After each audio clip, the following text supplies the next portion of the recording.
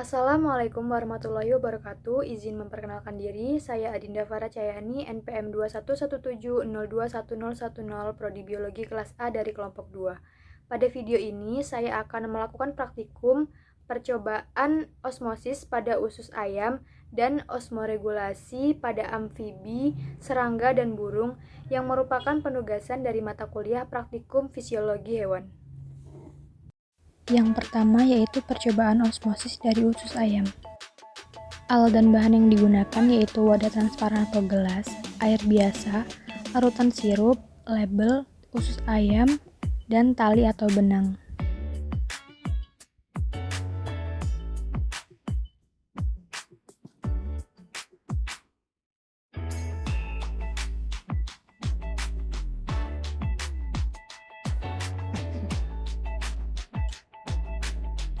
Cara kerja yang dilakukan yaitu pertama masukkan usus ayam berisi larutan sirup ke dalam gelas A yang berisi air biasa. Kemudian masukkan usus ayam yang berisi air biasa ke dalam gelas B yang berisi larutan sirup. Dan yang terakhir masukkan usus ayam yang berisi air biasa ke dalam gelas C yang berisi air biasa.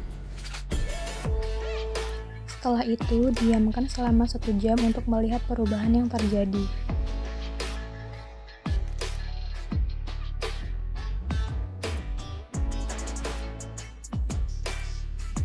Hasil yang diperoleh dari percobaan yang telah dilakukan yaitu usus yang berisi larutan sirup di dalam gelas A menjadi membengkak dan mengambang.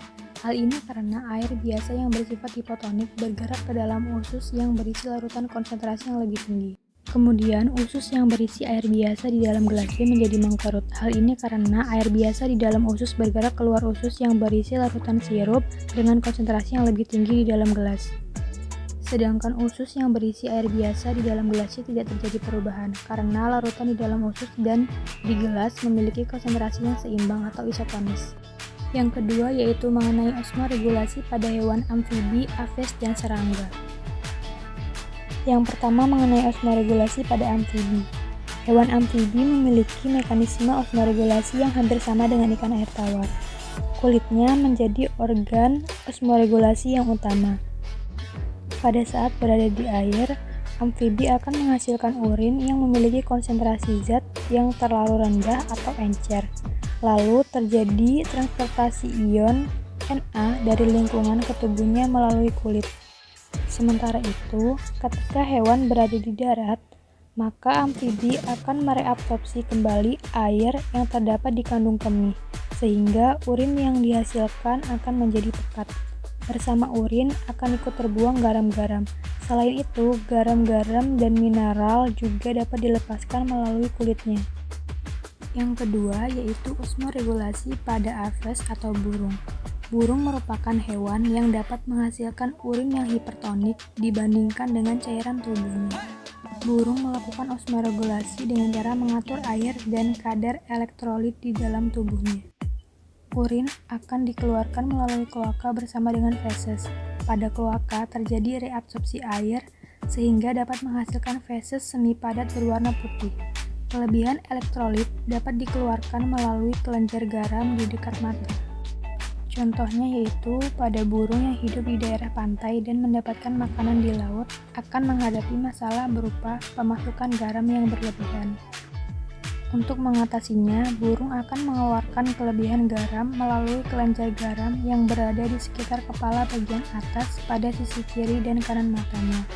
Apabila terjadi kelebihan garam, burung akan menyekresikan cairan pekat yang banyak mengandung NaCl. Yang ketiga yaitu mengenai osmoregulasi pada invertebrata darat yaitu serangga. Tubulus malpighi merupakan organ osmoregulasi pada serangga, yaitu merupakan perpanjangan dari organ pencernaan yang bercabang-cabang. Mekanismenya yaitu ion K+ akan disekresikan dalam tubula sehingga terjadi perbedaan tekanan osmotik yang mengakibatkan air dapat masuk ke tubula dan akan dikeluarkan oleh tubuh.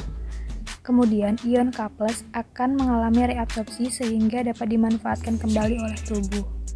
Serangga dapat mengalami kehilangan air akibat proses penguapan. Untuk mencegah kehilangan air yang berlebihan, maka serangga dapat melakukan respirasi siklik. Respirasi siklik merupakan pengambilan oksigen secara kontinu, tetapi pelepasan CO2 secara periodik dengan cara disemburkan. Di antara pelepasan yang satu dengan yang berikutnya, CO2 tetap ditahan di dalam cairan tubuh, lalu spiratol bergetar dan menutup sepenuhnya, sehingga tekanan di dalam trakea lebih rendah daripada tekanan atmosfer. Keadaan ini menyebabkan udara di atmosfer bergerak masuk ke dalam trakea, sedangkan aliran udara untuk keluar tubuh dapat dicegah, sehingga terjadi inspirasi secara kontinu, sementara ekspirasi CO2 ditunda untuk menunda kehilangan air. Artinya, dalam respirasi siklik tersebut, serangga dapat memperoleh oksigen yang cukup tanpa disertai kehilangan air dalam jumlah yang banyak. Kesimpulan yang diperoleh dari praktikum ini yaitu yang pertama, larutan sirup memiliki sifat hipertonis yang dapat memindahkan molekul dari larutan air ke larutan sirup, sehingga usus dalam larutan A bersifat hipertonis, usus dalam larutan B bersifat hipotonis, sedangkan usus larutan C berada pada keadaan isotonis karena konsentrasinya seimbang. Kesimpulan yang kedua yaitu, setiap hewan memiliki sistem osmoregulasi yang berbeda-beda. Amfibi melakukan osmoregulasi dengan cara mengeluarkan urinnya. Burung melakukan osmoregulasi dengan mengatur air dan kadar elektrolit dalam tubuhnya. Dan serangga melakukan osmoregulasi dengan respirasi siklik. Sekian video praktikum kali ini, saya akhiri. Wassalamualaikum warahmatullahi wabarakatuh.